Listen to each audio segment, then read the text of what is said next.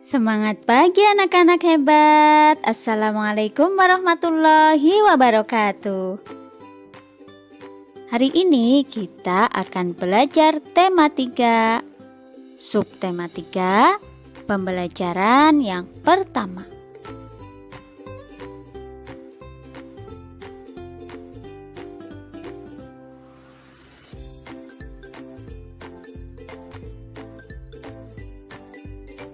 Anak-anak hebat, kita sudah mempelajari tokoh-tokoh dunia dengan penemuannya.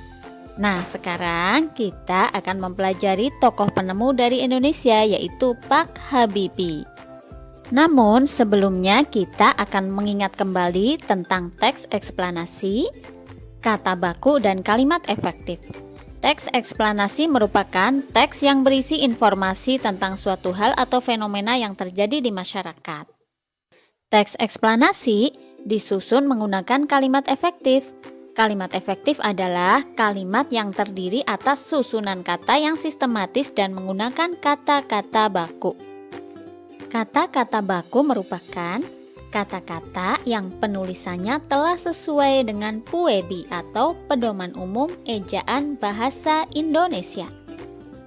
Kata-kata baku digunakan pada acara-acara resmi dan penulisan karya ilmiah. Sedangkan kata-kata tidak baku biasanya digunakan dalam percakapan sehari-hari bersama teman atau yang lainnya. Mari kita baca dengan teliti teks biografi tentang perjalanan hidup Bapak Habibie berikut ini. Disiplin dan kerja keras awal dari sebuah inovasi yang cemerlang.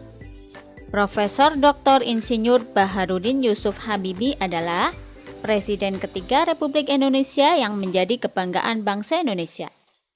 Beliau dilahirkan di Parepare, Sulawesi Selatan, tanggal 25 Juni 1936. Adakah di antara kalian yang berasal dari Parepare? Masa kecil Habibie dilalui di Parepare. Sikap hidup disiplin dan kerja keras telah ditunjukkan Habibie sejak kanak-kanak. Ia memiliki semangat tinggi pada ilmu pengetahuan dan teknologi. Ia melanjutkan SMA di Bandung dan prestasinya selalu menonjol terutama pada pelajaran IPA dan matematika. Perjuangan keras di perantauan didukung oleh kemauan keras untuk belajar. Selepas SMA, beliau masuk di ITB, Institut Teknologi Bandung. Kemudian mendapatkan beasiswa untuk melanjutkan kuliah di Jerman, jurusan konstruksi pesawat terbang. Ia bertekad bulat untuk bekerja keras dan harus sukses. Habibie selalu menggunakan musim liburannya dengan bekerja mencari uang untuk membeli buku sebagai pendukung sekolahnya. Tahun 1960, Habibie mendapat gelar Diploma Ing atau Diploma Insinyur di Jerman dengan nilai sempurna. Ia bekerja di industri kereta api Jerman dan berhasil menemukan cara untuk membuat 1000 wagon kereta api berkekuatan tinggi. Di pagi buta, Habibie harus berjalan kaki cepat ke tempat kerja yang jauh untuk menghemat kebutuhan hidup. Kemudian pulang pada malam hari dan belajar untuk kuliahnya.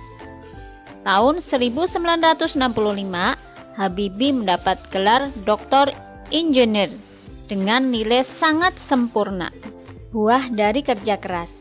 Habibie kemudian bekerja di industri pesawat terbang Jerman. Karena sikap disiplin dan kerja keras, karirnya terus naik hingga dipercaya menjadi Vice President sekaligus Direktur dan Penasehat Senior bidang teknologi. Ia menjadi satu-satunya orang Asia yang berhasil menduduki jabatan bergengsi di perusahaan pesawat terbang Jerman. Kecintaan pada tanah air. Tahun 1968, Habibie mengundang 40 insinyur Indonesia untuk bekerja di Jerman guna mempersiapkan keterampilan dan pengalaman mereka dalam membuat produk industri dirgantara, maritim, dan darat di tanah air.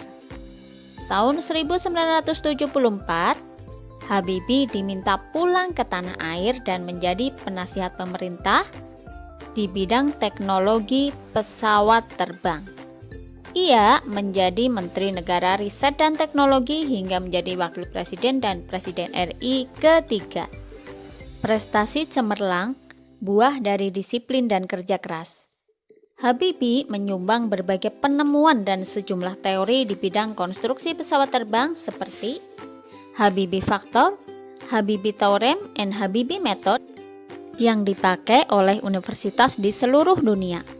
Ia dijuluki sebagai Mr. Crack karena menemukan rumus untuk menghitung cacat badan pesawat terbang. Ia juga menerima banyak penghargaan dan prestasinya diakui berbagai lembaga internasional seperti di Jerman, Inggris, Swedia, Prancis, dan Amerika Serikat, serta menerima penghargaan yang hampir setara dengan hadiah Nobel. Habibie, Bapak Teknologi Indonesia.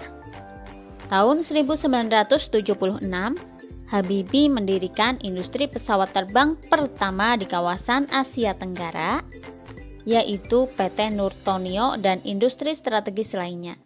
Industri binaannya berhasil memproduksi pesawat terbang, helikopter, senjata, amunisi, kapal tank, panser, water cannon, kendaraan RPPM, kendaraan tempur, dan masih banyak lagi baik untuk keperluan sipil maupun militer. Di tingkat dunia, Habibie terlibat dalam berbagai proyek desain dan konstruksi pesawat terbang seperti Fokker, pesawat angkut militer, jet eksekutif, Airbus, pesawat angkut dengan teknologi mendarat dan lepas landas secara vertikal yaitu CN-235 dan CN-250. Selain itu, Habibie secara tidak langsung ikut terlibat dalam proyek perhitungan dan desain helikopter, pesawat tempur multifungsi, beberapa peluru kendali, dan satelit di tingkat dunia. Wah, ternyata luar biasa ya. Beliau Profesor Dr. Insinyur Baharudin Yusuf Habibie atau yang kita kenal dengan Pak Habibie. Adakah di antara kalian yang ingin menjadi penerus Pak Habibie, yang bercita-cita menjadi seperti Pak Habibie, menjadi seorang penemu yang luar biasa? Semoga cita-cita kalian tercapai ya.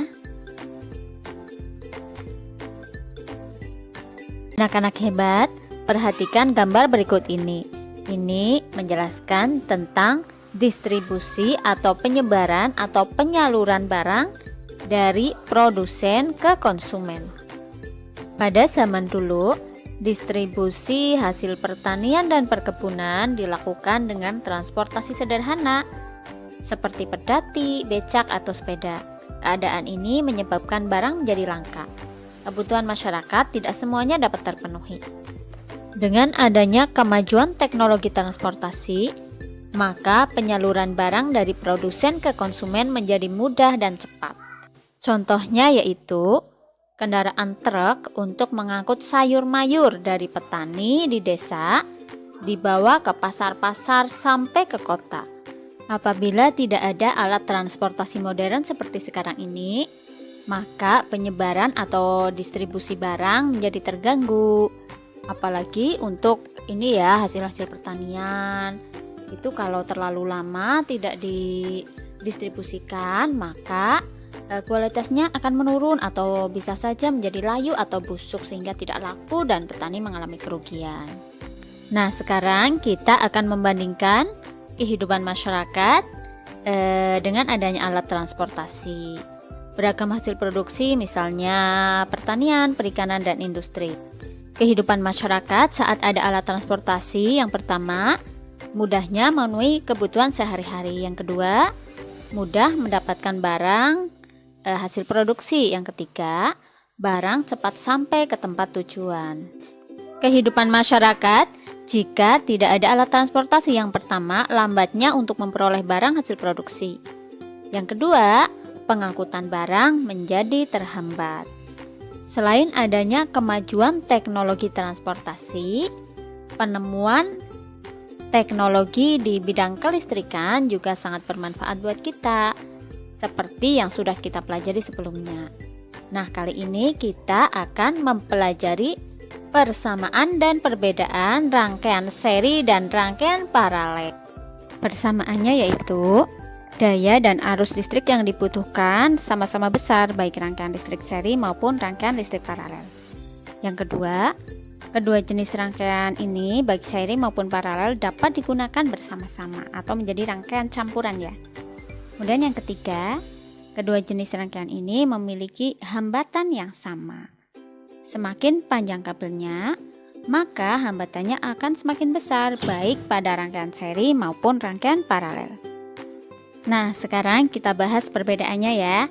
Untuk rangkaian seri itu hanya memiliki satu aliran listrik, jadi tidak mempunyai cabang. Yang kedua, lebih hemat karena hanya membutuhkan sedikit komponen listrik. Yang ketiga, semakin banyak lampu atau semakin panjang rangkaian lampunya, maka lampunya akan semakin redup.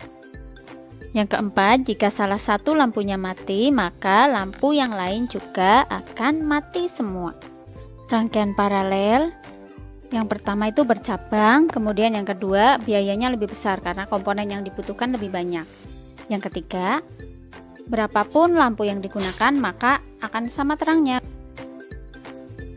Yang keempat, jika salah satu cabang lampunya padam, maka cabang lain akan tetap menyala. Anak-anak, silakan kalian catat perbedaan dan persamaan antara rangkaian listrik seri dan rangkaian listrik paralel. Anak-anak hebat, alhamdulillah pembelajaran hari ini telah selesai. Sampai jumpa pada video pembelajaran berikutnya. Wassalamualaikum warahmatullahi wabarakatuh.